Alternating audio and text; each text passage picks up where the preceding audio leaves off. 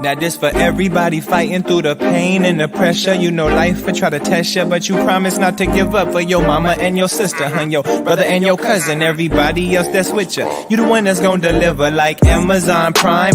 Always on time, yeah. Even when it's looking bad, I never stop trying, cause I've been stressing, I've been crying. My depression had me blind. Sometimes I can't see the signs, but I keep going, I ain't lying. It's for everyone that's grinding for their kids, you're not alone. It's for every child that promised they gon' buy their mama home. For all my 9-to-5ers going hard to make that green clock out, then you just go harder, cause you still got chase that dream. For all my evolving artists, just keep going hard, regardless how people talking about us. You gon' build that startup. Let's go. Let's go, Broadus. What How up? are you, my friend? Doing all right. How about you, superstar? You're the superstar, Mr. Top 5 LinkedIn voices. Man, you know what I mean? You ain't got to put out there like that, but you there, you gonna come. Look, 2021, they about to say number 1. June. Okay. So. We'll see. Well, thank you so much for being my special co-host. We're doing something a little bit creative here. Do you want to tell everyone what we're doing right now on LinkedIn and Clubhouse? Yeah, so we streaming right now on LinkedIn, and we have a Clubhouse room popping right now. Go to the Level Up in Tech Club right now. Get into this Clubhouse room because we interviewing somebody special, another superstar, and it's going to be lit. It's gonna be lit. And thank you so much for inviting me to your club, Level Up in Tech Club. I'm so excited to teach my workshop later for your students on how they can level up their personal brand on LinkedIn and their resume. But I haven't seen you since last year, Broadus. What's new with you before we welcome Helen to the stage and to the show? Yeah, so just more guests coming into the program. More people want to change their lives. We're launching 2 new products. One is going to be announced this week. Another one is going to be announced later on this month. And we're just having a good time and really creating a culture and ecosystem that can just help people succeed. This is what it's all about. This is why everybody comes together. It's bigger than us. And we need to show love to one another and help push everybody to the direction they want to go. Yeah, it's all about paying it forward and helping others that also want to succeed in their careers, specifically with tech, me and you. And sorry, my kids are going to barge in to the office. This is why I have Broadus here as my co-host, so he can hold down the fort.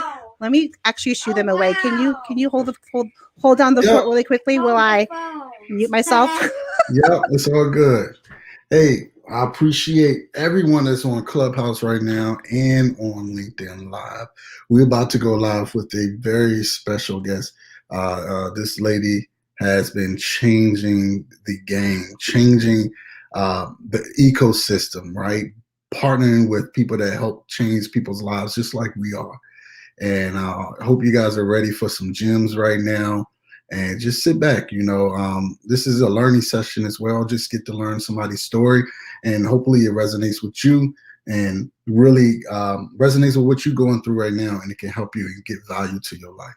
So I think June is back, putting the earplugs in, and we live once again. What's up, girl? She ain't back yet, y'all. So give her a couple minutes. You're on mute here on LinkedIn, though. You're on mute. I had to kick my kids out of the office. I'm back, you guys. Thank you, Broadus. Well, what I was saying, me and Broadus come from non-traditional backgrounds. We actually have similar stories where we're both bankers in the financial industry, and we were able to pave our way and pivot into the tech world. And I'm so excited to welcome our next guest because, like me and Broadus, she came from a non-traditional background, built a successful career as a product manager at Microsoft, Helen Huang. So let's bring her in to the live show in the club. Helen. Wow, so much clapping. Thank you so much. How's it going? I know it's probably all in your ear and everything. Sorry about that. No, it's totally fine. And I'm just watching June, hanging out with her kids. And part of me is like, wow, I don't have children, but I'm really afraid that my Wi-Fi is going to act up and do something similar. So I'm quite afraid, but happy to also be here chatting with you guys, joking around and stuff like that. It's all good. If it messes up, we got you. Don't worry about it. Well, thank you so much for doing this, joining us at the club and on LinkedIn Live. And again, if you guys are tuning in the Clubhouse and you want to watch the stream, go ahead and head over to my Instagram and click the link in my link tree to take you directly to the live stream. But Helen, why don't you go ahead and introduce yourself to our community here? Yeah, so hi everyone. My name's Helen. I connected with June and Broadus a while ago on LinkedIn as their top voices and whatnot. But essentially, I am currently a product manager at Microsoft, and I sort of actually work at both Microsoft and GitHub. So I'm a PM for very technical, developer tools, helping developers build, ship products as fast as possible. But prior to that, I have an earth science background, so completely non-technical. And I think jumping into the space and sort of like learning all of the things that you don't know when you're outside of tech and you just don't know any of the buzzwords and you don't know what agile is was really tough. So I absolutely value like the space that they're creating. And I'm just really excited to like be chatting more today and like commiserating, I guess, on how hard it was and the things that I've learned along the way. Yeah, but you creating that space yourself though. Right. So okay, that's true. We don't talk about that though. You creating a space yourself and taking off and helping people change their careers. You're doing it. So you're doing a wonderful job. I see you out there. Trust. Yeah. I mean, that's true. I guess we're all creating space together. And that's been really exciting. So in addition to just working at Microsoft, one of the things that I am really passionate about is sort of similar to my background, but other non-traditional backgrounds out there, and making sure that everyone has that easy pathway into tech in order to make a difference. Like one of the things that I really do believe in ultimately is that, when we're creating products for the world, that product team or everyone that's considering what's being built needs to be representative of like the global population as well. And that comes from like a variety of different backgrounds, right? And you don't have to be technical. You don't need to know how to code. There's just like a variety of people that we really need to be creating products for and keeping in mind when we're creating products. So with that in mind, I did, co-found You Belong in Tech, or a program called Co.Lab, which is really meant to provide that like learning by doing aspect of getting more people into tech, and just to make sure that they're not alone when they're considering the difficulties of breaking into the space, or that they're not, that all of their experiences and skills up to now are absolutely valued and valuable. I love that. Awesome. I'm so glad that you're actually doing that and you co-founded Co.Lab. But before we talk about Co.Lab, let's talk about hey, Rachel. Hey, girl. Nice to see you here. I'm going to do some shout outs. Vishal's here. Helen says, love your honesty. No, Andrea says, Helen, I love your honesty. Learning new vocab, along with the whole new world of being a full-time professional, is a big learning curve. So way to go. Thank you. I remember, speaking of new vocab, I remember my first ever tech interview. So I was in earth sciences. My background was like understanding geography and like my favorite rock and stuff like that. And I had an interview, a tech interview, and the recruiter was like, hey, what experience do you have with Agile? So I think now being in tech, you're like, oh, Agile, that's different than waterfall. It's just a type of methodology. And it's a buzzword, right? But back then I had no idea what Agile was. I thought it was like an Excel or another product. And I remember saying, oh yeah, I've never used Agile, but I mean, I'm really like, I can pick up, new tools really quickly. I'll just Google how to use it. I was really fast at like learning so-and-so I'm sure it'll be the same. And I remember, the recruiter also just like played it off as if I was okay. But then I searched it up after and I was like, wow, I had just no clue what any of these words meant. Well, I mean, you're here now, right? So obviously you showed that it can be done. You know what I'm saying? So, and it is really, I mean, it is an aggressive learning path to get into tech for anything, right? Because you want to get in it fast, you want to learn. But what you're doing and what you've done is exactly what other people should do. Use Google. Some people don't even grasp that they have any information they want at the fingertips on their phone, and they literally can just look up and get that information. So that's kudos to you to even understand that, well, let me just Google, let me figure out what I need to learn. I mean, a lot of people are just, hey, so what is that? Like, well, look on your phone or look on your computer and just tell me what you think it is first, because that's called experience. That's called understanding something. Even if you have problems technically, you Google it, right? And you're looking it up and you're understanding how you can solve problems just by seeing other people do the same thing. Now, I do want to ask a question, June, if you don't mind. So I know really trying to land a role in this industry is pretty intimidating and pretty frustrating at times, right? So tell us more about exactly what you went through to land your first. Gosh. Yes, please. Tell us. Tell us your secret. Let me complain and have people like cry in the comments with me. But yeah, so it was really tough for me, I think, especially because, so for me, I mean, I'm coming from like a completely non-coding background. I didn't have a network previously of people in tech, so didn't even really understand the concept of referrals, didn't use LinkedIn at the time, so just didn't understand. I just didn't do a lot of things properly. And I remember when I first started applying to tech jobs, I was just creating cover letters, right? Just sending it in without much prep. And I think at one point I had applied to around 350 roles because I was always very organized. What was like your callback ratio with that? Yeah, I had 4 interviews and I had 1 job. One offer. And yeah, so because back then I was really, I really like data. I've always sort of liked being organized and stuff. So I kept an Excel spreadsheet of, hey, here's the ones that I applied to. Here's the ones that I got rejected from. Less than half even gave me a response at all of, hey, we're not going to go forward with you. But then the ones that did, the agile interview was an example of one of the 4 interviews that I had. And then ultimately I did land a role. The role actually wasn't even in tech at all. It was just at some point, I think I had gotten frustrated of like the lack of any job in tech. And so I was just applying to a bunch of other things that I had done before. And I ended up landing like a non-technical job again. So that was probably the first time that I really, really, really pushed hard for tech and failed. The next time, I think I became a little bit more strategic about it and understood the networking game. So back then, you could go to, there were a lot of companies that were still giving live in-person info sessions. And so I would attend those info sessions and I was always making sure that I was sitting at the very front of the room for 2 reasons. The first one was because they always gave free food. And so you had access to the free food sooner than everybody else. First dibs on the buffet. Exactly.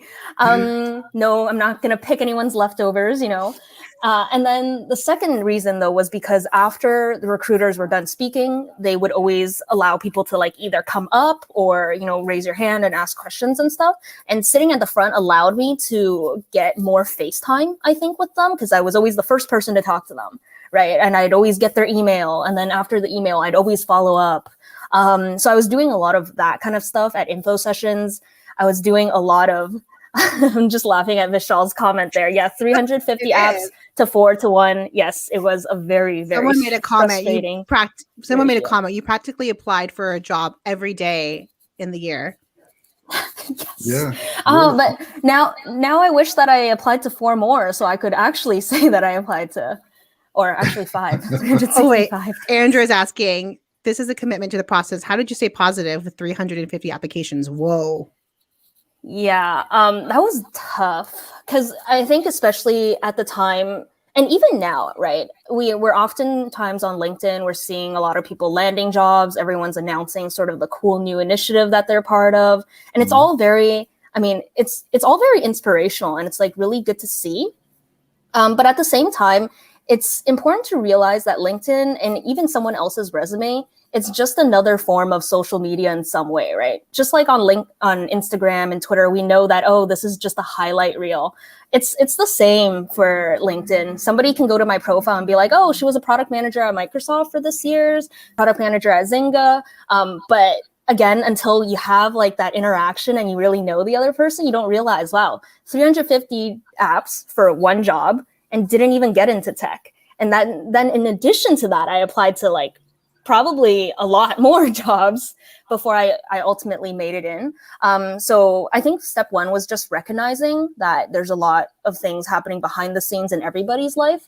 The second step was really relying on my friends at the time and just being open with the struggles that I was having of, wow, I still haven't landed a job. And then people would be like, okay, well, maybe I can help make some introductions, or, hey, I've landed a job. Let me review your resume. And your friends and your network, or like even people that you meet on LinkedIn or Clubhouse, they're most of the time, they're there to support you. But it just takes you to be able to say it and hopefully get that support.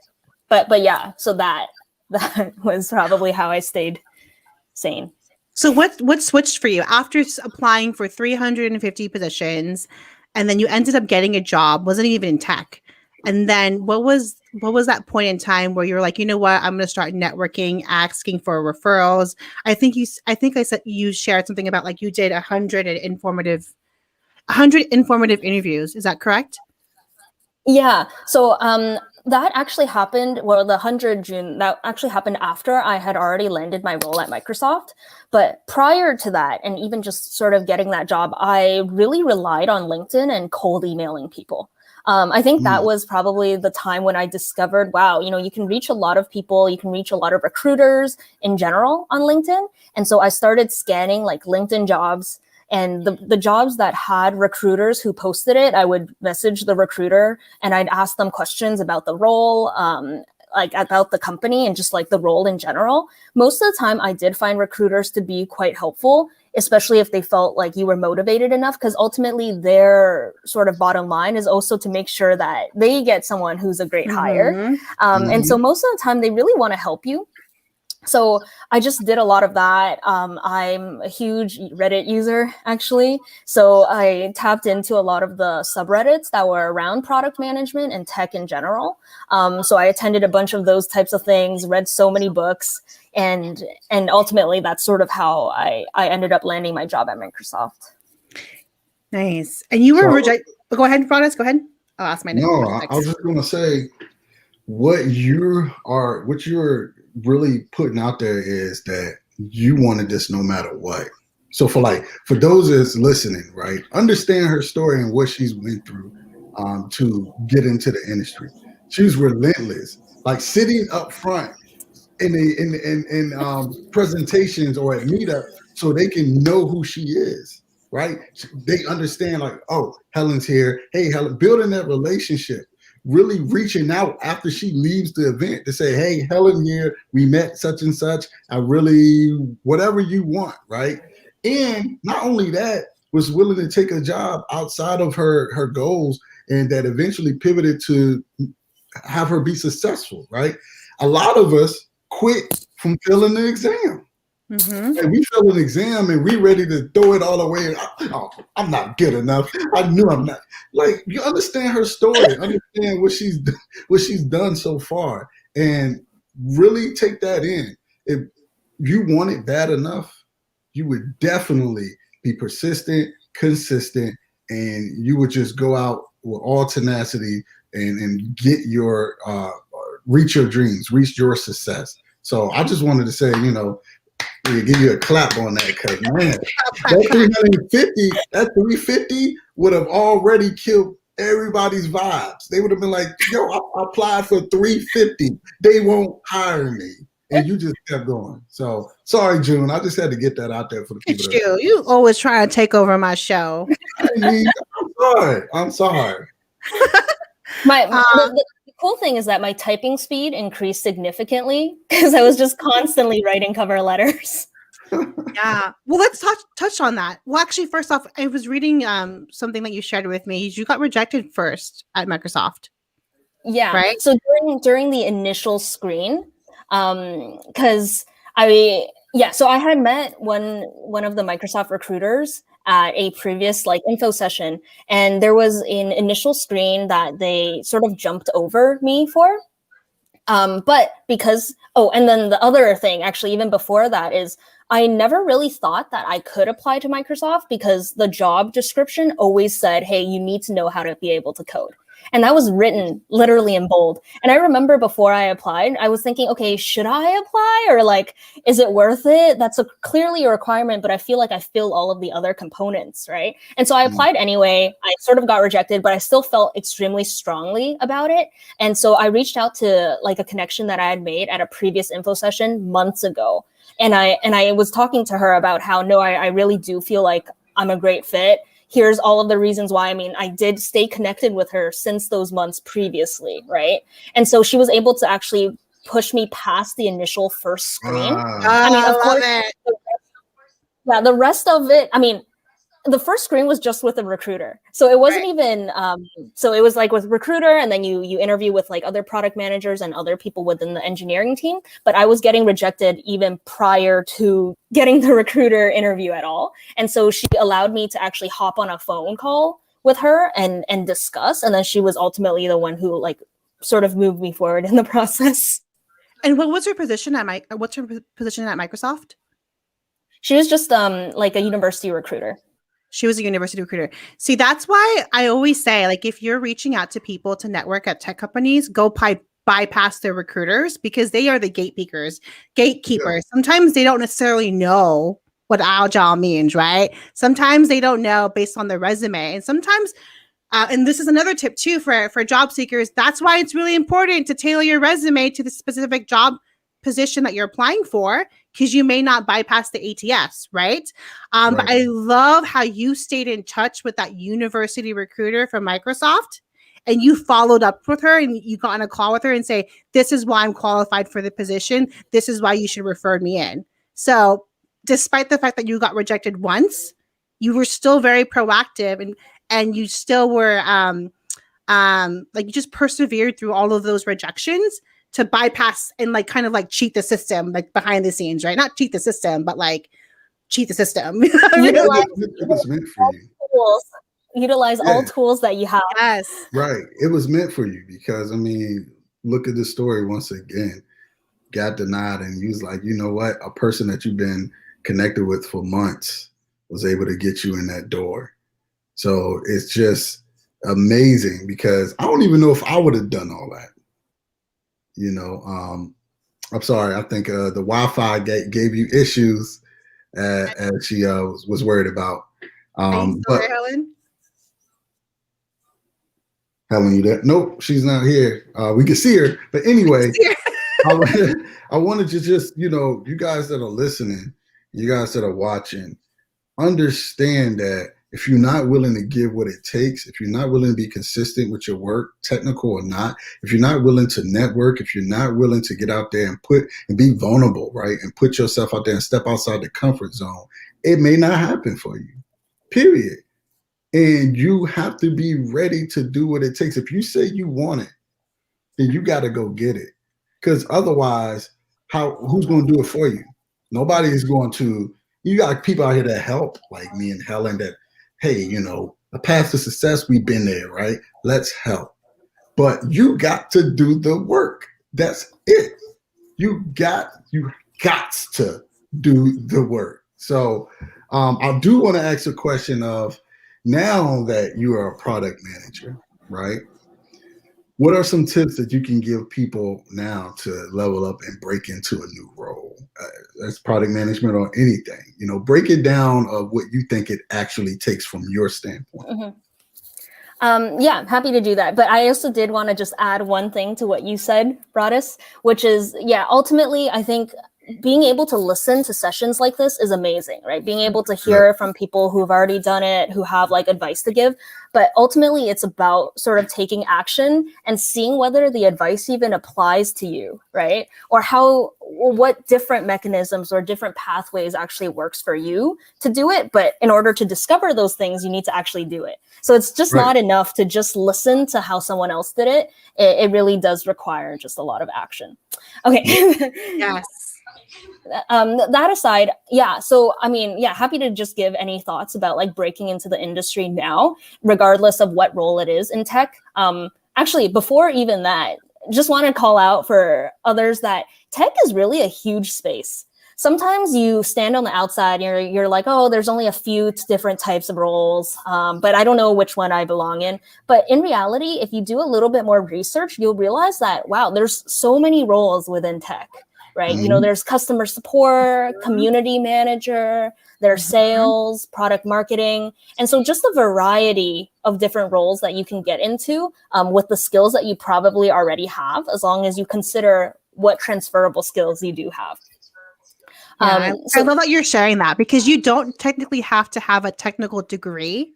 Right. You don't have to code. You don't have to have all of that to break into tech. There's so many roles, like in the business space, like you said, communications manager, customer success, community manager, social media. I love that you shared that. So thank you for pointing that out. Yeah, and even just recruiting in general, right? And maybe you realize that, wow, that's sort of my passion, is helping other people, or like unlocking other people's potential and getting into the companies that they really want to get into. And so that's just another example. And also, not to mention, it's much easier to transition into like other roles once you're already in your dream company, because you're already there, right? You can just make the connections internally and it'll be the same thing. So I guess that's like one piece of advice that I can give, is that, hey, if you determine a company that you really want to work for, maybe it's better to get into the roles that are a little bit more accessible, or just applying to like a variety instead of only aiming for maybe just your one dream role, because you might discover a lot more along the way. And every experience is sort of like a learning experience that's going to lead you to where you should ultimately be. And so I really believe that. And I do think that that's definitely like what sort of carried me through when I didn't land the jobs that I wanted to land, because I could only think that, hey, you know, whatever people I meet during this, whatever skills I gain, I'm going to be able to utilize it and like give it back tenfold in my next job hunt. The next 350 is going to be so much better than the first 350. No, that's dope. That's awesome. Yeah. And then in addition to that, like, it is also just sort of hacking the applications. If you could reach out to people already in the industry, or the company to give you a referral, that's probably a little bit easier. And in general, just trying to do all of the things like Broadus mentioned. If you do more and you like take on side projects that are related to the role that you're trying to get into, even if they're not amazing, it shows a certain level of motivation that not every single person has. And I really guarantee that whoever is even listening to this Clubhouse talk or like the LinkedIn Live, you're spending your time to try to learn, right? And that means a lot. And it means more than you might give yourself credit for. But now just utilize like that motivation and work on something bigger so that you could showcase that same passion in your resume, in your application, and then in your interviews. Yeah, I love that you said that too, especially like right now, a lot of tech companies specifically are hiring people that have that entrepreneurial mindset. So say if you're really into graphic design, or if you're a project manager, or if you're into social media, I always tell my clients, just think like a freelancer, act like a freelancer, entrepreneur, work on those projects, maybe volunteer your time, do some work to get some referrals, recommendations. So when you are interviewing, you're saying, yes, I'm actually working as a freelance marketer or freelance project manager. I'm working with Broadus and Level Up in Tech. I'm doing all of his social media strategies, XYZ, blah, blah, blah. That's actually showing that you're more proactive and you're doing something, you're working, you're making money, you're contributing to different entrepreneurs' mission. Yeah, exactly. Snap, snap, snap. You know, you're like walking the walk, not talking walk the walk, not talk the talk, whatever. I don't know. Yep. But you also find too that, hey, you may not even want a job, right? Yeah. You may want to start your own business. True. You may want to just start solving problems on your own because you learn so about what companies are looking for. And that's just a way to find yourself. Continue to work, continue to collab with people and do projects with them, right? One thing I would say too, and I think Helen touched on this a little bit as well, if you're applying for a role and you've done projects, right? Worry about the projects that pertain to the problems they're trying to solve and the tools and services that they use. Don't go in there and talk about things that they really don't use for the most part, I think, because you can show them, hey, this is what I'm doing on my own, and and this eventually help you solve the problems and where your company is going. They love that, right? So, because it's all about, they have a problem that needs to be solved. This is why they're hiring for that role, right? So who can solve this problem for me? And you got to look at it too, the freelancing part, right? Look at it as when you go in and interviewing a company, you got to, well, no, a company's interviewing you, you have to interview them because you're lending your talents, right? So think of you are the business and they're purchasing your talents to help them solve problems. Because you can take your talents anywhere, right? Mm-hmm. So even if you want this opportunity because you want to get into tech, you still got to look at it like, okay, well, let's say they want to offer you, right? What is your value, right? Mm-hmm. What value can you show them to command the salary that you may want? It's just like a business. If I go to a company and say, we can do X, Y, Z for you, this is the value that you're going to get from us. And this is what we want for our value. If your value is good enough and they really want you, they'll pay. The dollar amount don't matter when it comes to solving problems. Mm-hmm. So I'll leave it at that, really. Yeah, no, I really agree with that too, because I think sometimes we forget that it's not just the companies are interviewing us, we're also interviewing the company, right? Because we're bringing all of this talent, all of the experience that we already have in making their company better. And so we need to make sure that it's the right fit for us. Sometimes it's a little bit hard to remember that when you've been in the interview game for so long that you're like, oh, any job, please, any job. But it is really important to just like value ourselves and know that ultimately you are an asset to them and that they would be lucky to have someone who's just as talented or like motivated or skilled. Yeah, I love that. I had a conversation about this with another career coach, Martin McGovern. It's about like marrying the two brands together. The company brand, the employer brand, and your brand as a professional. Does your core values and does your experience match with that company's mission? And can you make an impact? So I love like the idea of marrying the two together, right? I do want to answer Rachel's question for you, Helen. She says, what is it about tech that motivates you to be where you are today? Coming from a non-traditional tech background, did you have an aha moment that made you think, yes, tech is my route?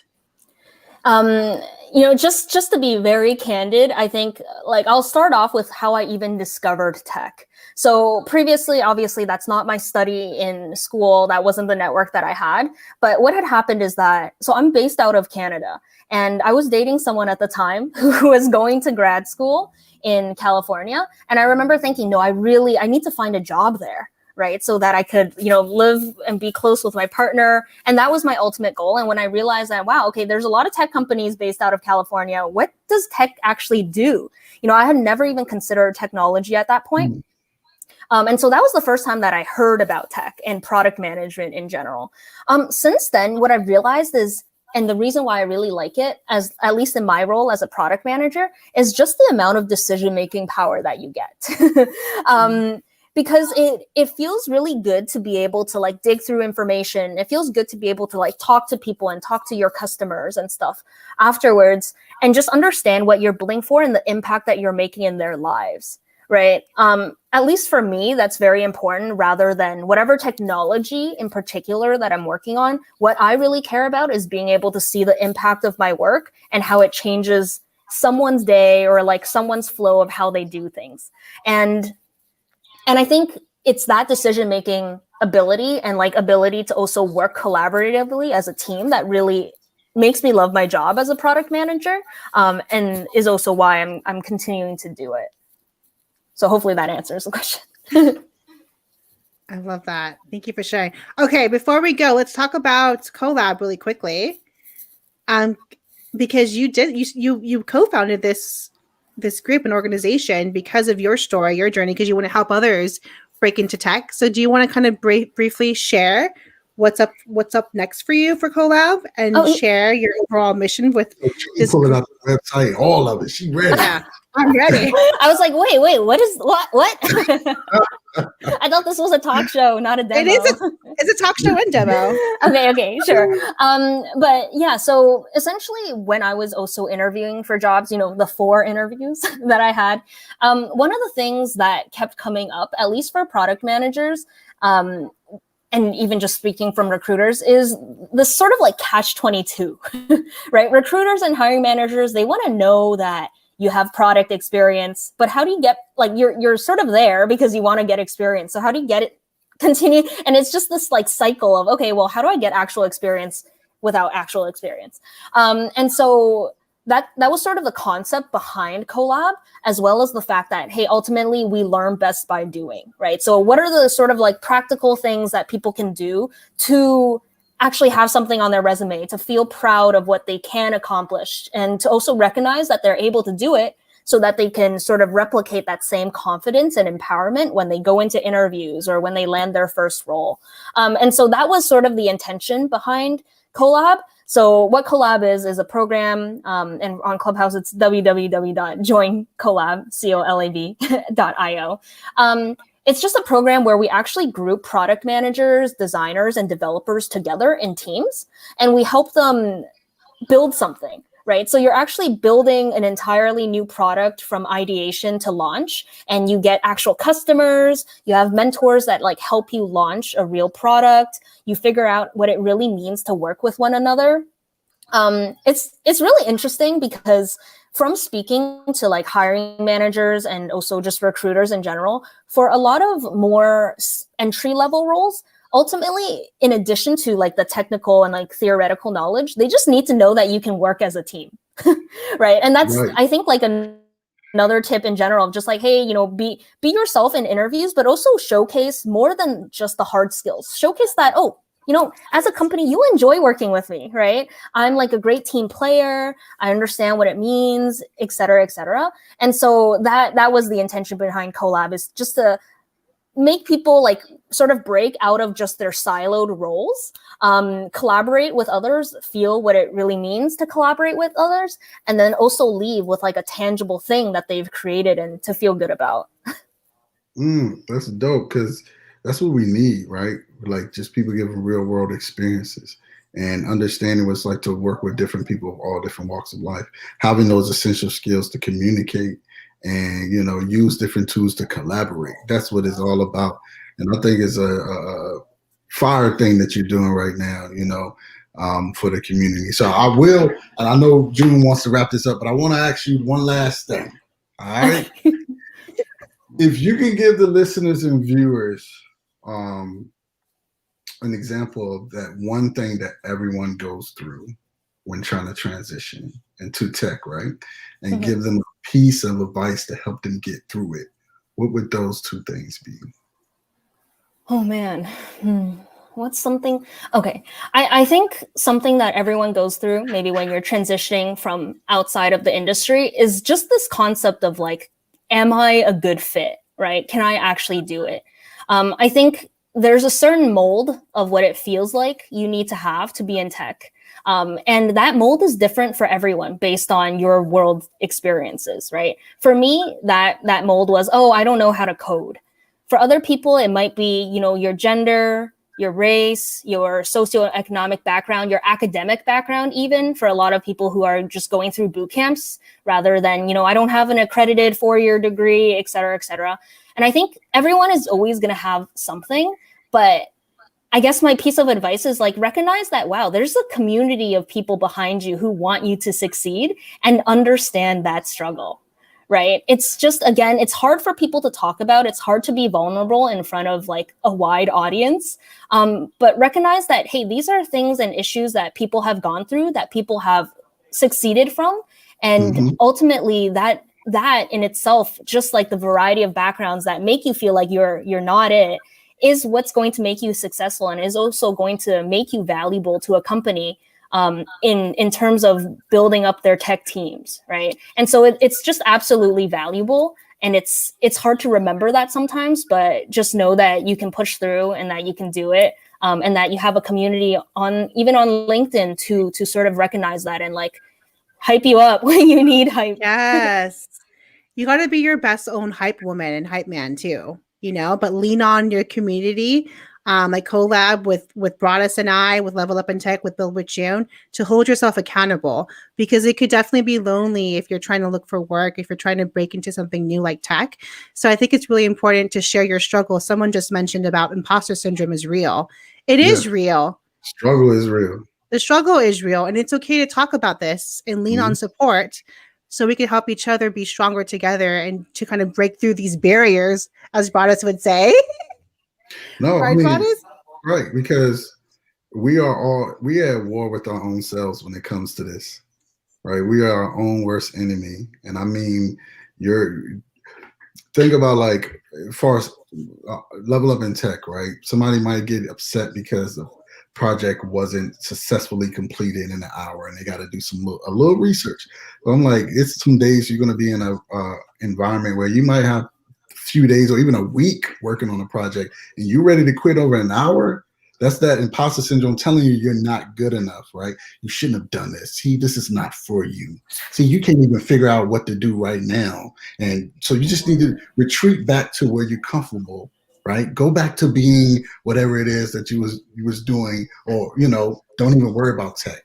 And we get so comfortable saying it to ourselves that some of us even quit and say, you know what, I tried it, it wasn't for me. But in all actuality, you're going through the normal barriers that people are going through to get into the industry. You're being tested to show your testimony. And I think it's important for people to understand that you can't have testimony without a test, period. So that's what I said. Look at you dropping gems on my show, Broadus. Nah. It ain't about, look, it's about Co.Lab. Co.Lab and collaborating together. Boom, boom, boom.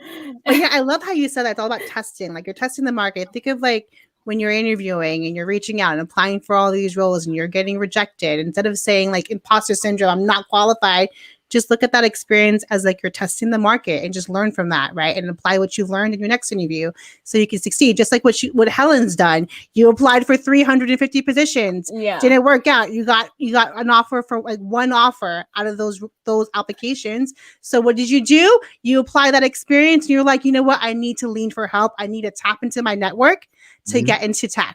So that's what you did. You tested the market. I love that. This was great, you guys. Yeah. Yeah, I was just gonna say, like, rest assured, your first application, because like, for sure, my first 100 apps were terrible, in comparison to where I feel like I'm at now. But you only know that after you've walked that path, right? And sometimes, like, it really is. It's just important, and it's just, like, continue to build up those steps because it's critical, and just continue going. Yep. Keep walking. Right opportunity will find you, and you will find the right opportunity. And I know I said this earlier in a video I made today. You think every opportunity is the right opportunity because you want your foot in the door. So every company that you're interviewing with, you think that's the right role. But interview them, understand what their culture is all about, how they're fast forwarding into the industry and the trends that you see with that company, to see if it's right for you. Because you don't want to take a role and say, I'm just taking anything, and then 3 months later you're ready to find another one. You know what I'm saying? You don't want to put yourself in that position. You want to get with a company that's going to be committed to helping you grow and support you, and understand having a path to your success and your growth with them. So I'll leave y'all with that gem as well. So many gems. I don't know which one to pick. So you dropping gems all afternoon. Helen, my pockets aren't big enough for all the gems that you two are dropping. Oh my God. Well, thank you so much, Helen. I would love to have you in the future on our live. Maybe something we could do with Broadus and Level Up in Tech too. But thank you guys. This was amazing. Thank you guys for listening on Clubhouse. We're doing this LinkedIn Live. You can watch the replay on the link in my Instagram. But Helen, why don't you leave the community your final words for this Monday afternoon? This was a great live. This was my first time. It was a lot of fun. And for whoever's listening, just remember, you do belong in tech. You are valued. You are not alone, and that you're fully capable. So that's it. Love that. Boom. Okay, guys, have a great rest of your week. I will see you soon. Thank you, Broadus, for co-hosting once again. No problem. Anytime. Thank you, guys. See you soon. Bye. Now this for everybody